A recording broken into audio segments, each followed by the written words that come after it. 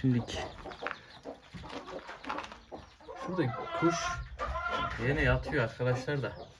Kendi yumurtası mı, tavuk yumurtası mı bilemedim. Oraya sonra bakalım. Şuradan yine gelelim. Oo.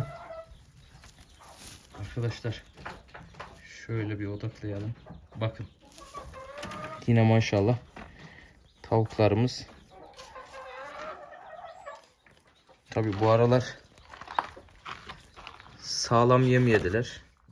Havalar güzeldi. Otu çöpü de sağlam yediler.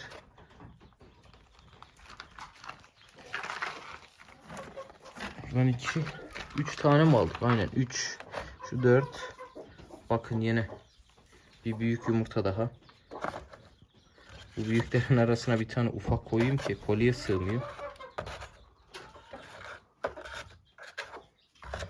İster istemez kolyeye sığmıyorlar.